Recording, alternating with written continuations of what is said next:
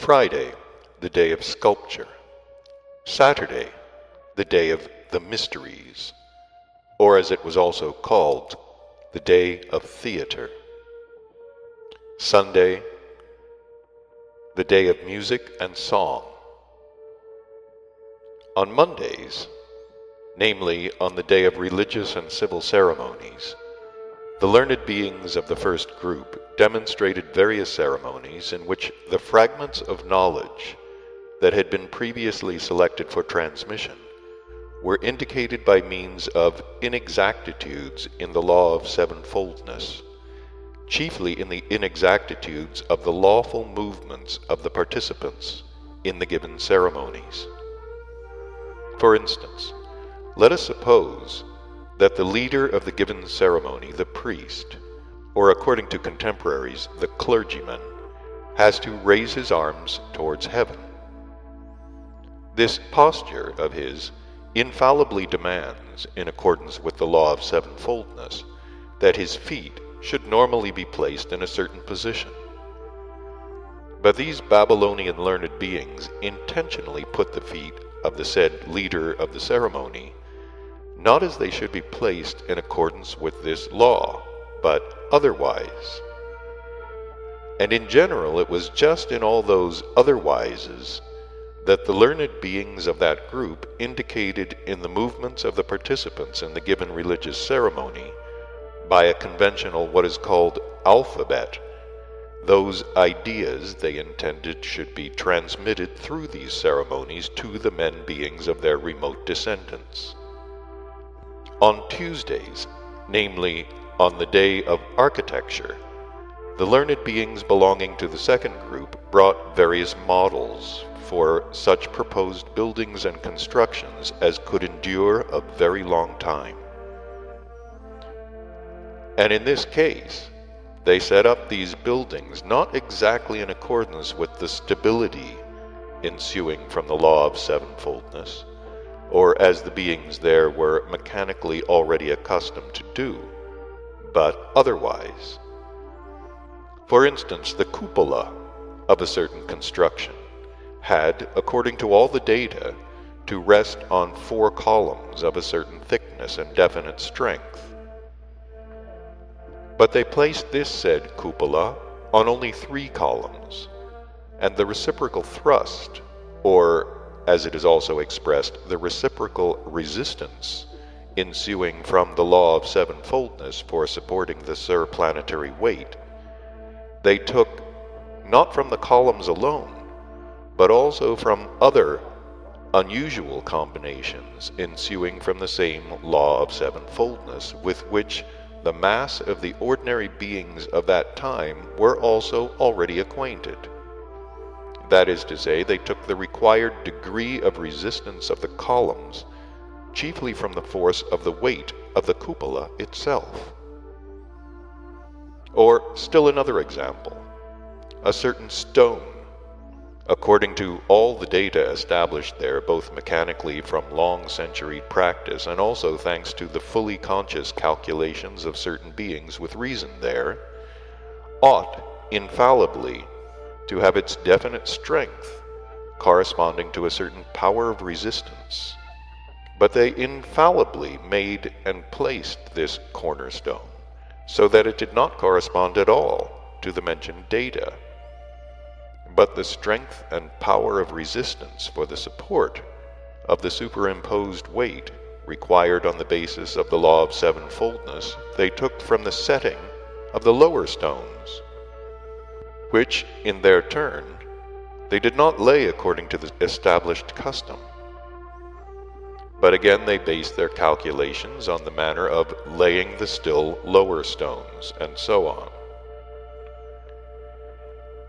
And it was just in these unusual combinations of laying of stones ensuing from the law of sevenfoldness that they indicated, also by means of a conventional alphabet, the contents of some or other useful information. This group of learned members of the Club of the Adherents of Legomenism further indicated what they wished in their minia images or models of proposed constructions, by utilizing the law called Devibritskar, that is, the law of the action of the vibrations arising in the atmosphere of enclosed spaces. This law, which has utterly failed to reach contemporary three-brained beings of that planet, was then quite familiar to the beings there. That is to say, they were already quite aware that the size and form of enclosed spaces, and also the volume of air enclosed in them, influenced beings in certain ways. Utilizing this law, they indicated their various ideas in the following way. Let us suppose that according to the character and purpose of some building or other, it is required that from the interiors of the given building, in accordance with the law of sevenfoldness, and with the mechanical practice of centuries, definite sensations must be evoked in a certain lawful sequence. Then, utilizing the law of Devibritskar, they combined the interiors of this proposed building in such a way that the required sensations were evoked in the beings who entered them, not in the anticipated familiar lawful sequence, but in some other order. And it was just in these deviations from the lawful sequence of sensations that they placed whatever they wished in a certain way. Wednesdays, the day of painting, were devoted to the combining of different colors. On those days, the learned beings of the given group brought for demonstration every kind of object necessary for domestic use, made of such colored materials as could last a very long time. Namely, they brought carpets, fabrics, chinkruwaris, that is, drawings made in various colors on specially tanned leather, capable of lasting many centuries, and things of that kind. By means of variegated colors of threads, various representations of the nature of their planet, and various forms of beings also breeding there were drawn or embroidered on these productions. Before continuing to speak about in which way those terrestrial learned beings then indicated various fragments of knowledge in their combinations of various colors, one fact concerning what I am just relating must be noticed, a fact definitely distressing for those favorites of yours, and which was also obtained in their presences on account of the same abnormal forms of their daily existence established by them themselves. First, I wish to explain to you also about the gradual change for the worse in the quality of the formation in them of those organs of perception which should be formed in the presence of every kind of being, and about the organ which in this case particularly interests us, the organ for the perception and distinguishing of what is called the blending of gravity center vibrations, which reach their planet from the spaces of the universe. I am speaking about what is called the common integral vibration of all sources of actualizing, namely about that which the learned being Akshakpanzyar, of whom I spoke, called the white ray, and about the perceptions of impressions from separate blendings of gravity center vibrations, which are distinguished by beings as separate what are called tonalities of color. You must know that at the very beginning